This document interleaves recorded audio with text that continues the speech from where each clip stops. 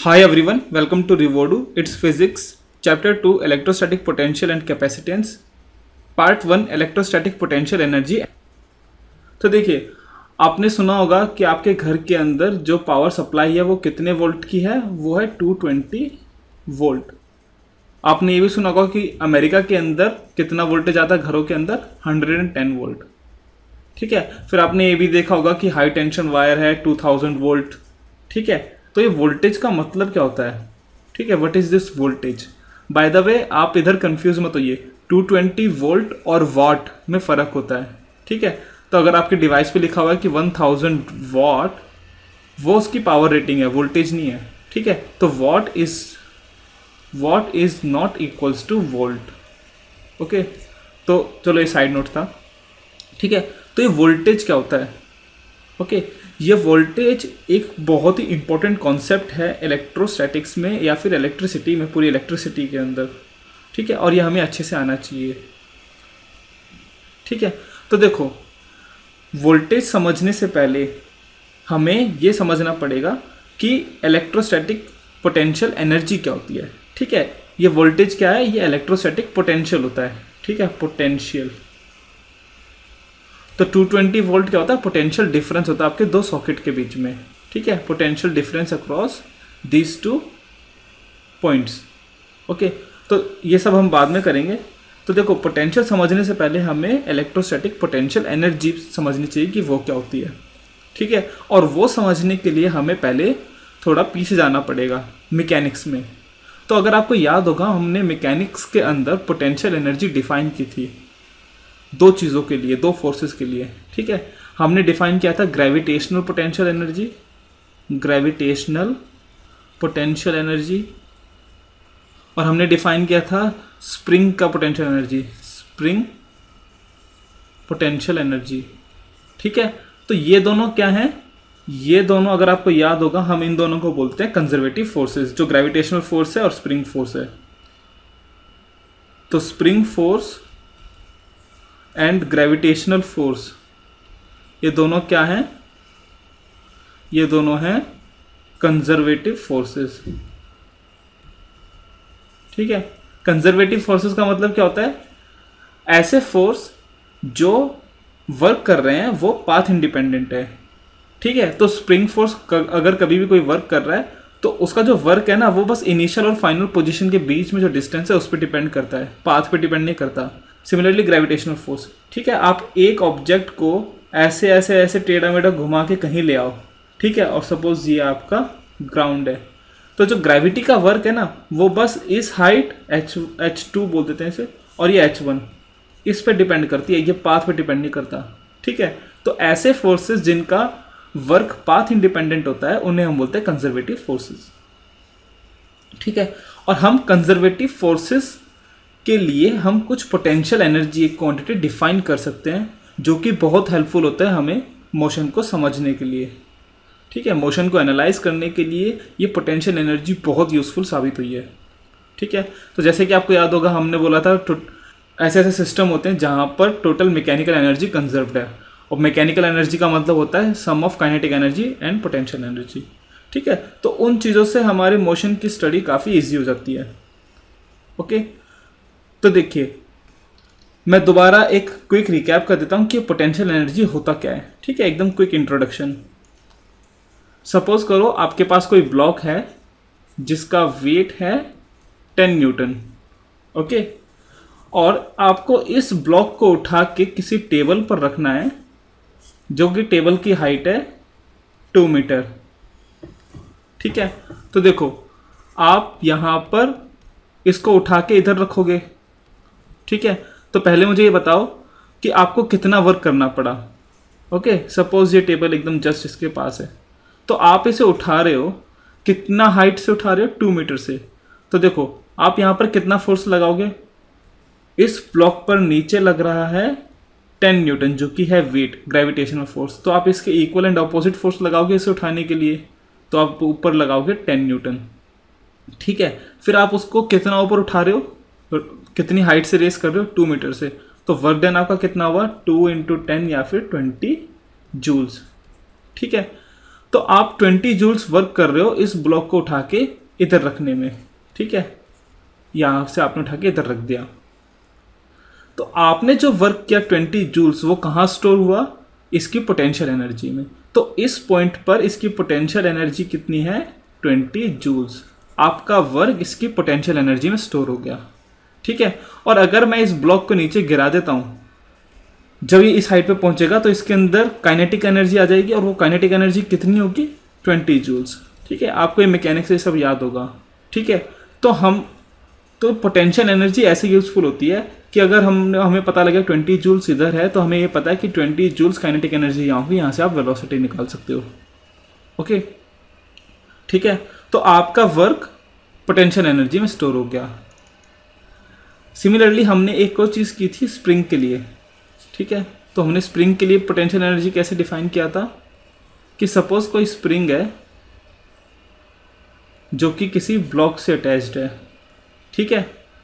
अभी initially x 0 है, फिर आप क्या करते हो, आप इस पर इस डायरेक्शन में फोर्स लगाते हो F, ओके। आप फोर्स लगाओगे F तो ये स्प्रिंग मूव करेगी, और जब ये नेचुरल स्टेट से कंप्रेशन में जाएगी तो स्प्रिंग एक फोर्स लगाएगा इस डायरेक्शन में, ठीक है। तो सपोज किसी भी पॉइंट x पर ये ब्लॉक पर इधर तो फोर्स लग रहा है स्प्रिंग का, F स्प्रिंग, ठीक है। इस डिस्टेंस को मैं बोल देता हूँ x।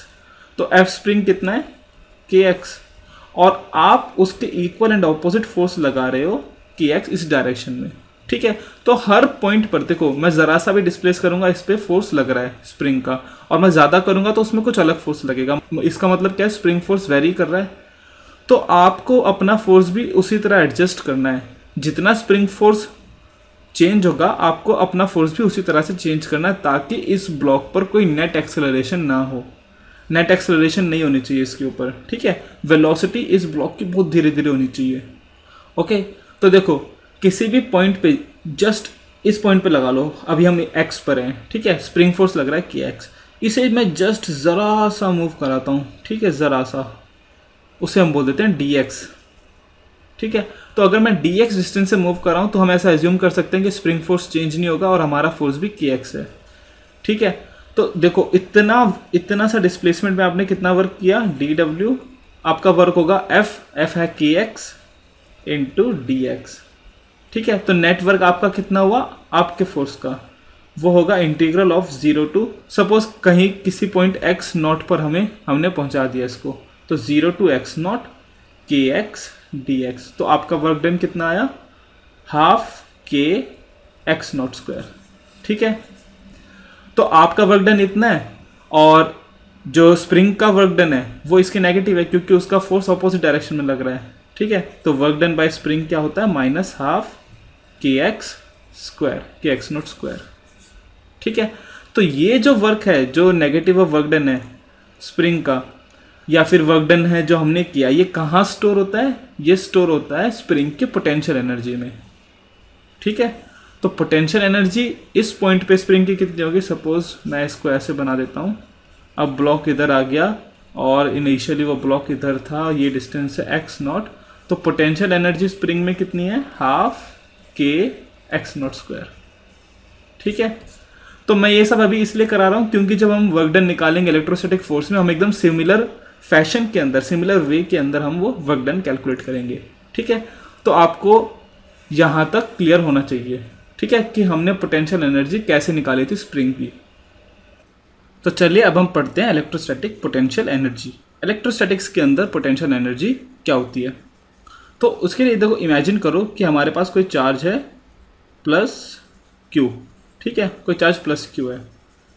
अब इमेजिन करो मैं कहीं इन्फिनिटी से कोई चार्ज क्यू उठा के इधर रख देता हूँ, ठीक है, और मैं कोई चार्ज प्लस क्यू उठा के इधर रख देता हूँ, तो देखो क्या होगा, क्योंकि इलेक्ट्रोस्टैटिक रिपल्शन होगा, ये चार्ज यहाँ पर तो रहेगा नहीं, ठीक है, ये चार्ज क्या करेगा, मूव करेगा, ओके। तो देखो ये मूव क्यों कर रहा है, क्योंकि इस पॉइंट पे कुछ एक ऐसी चीज़ है जो इसको एक एनर्जी दे रही है, एक वर्क कराने की एक एबिलिटी दे रही है, ठीक है, कि भाई तू यहाँ से निकल, ओके।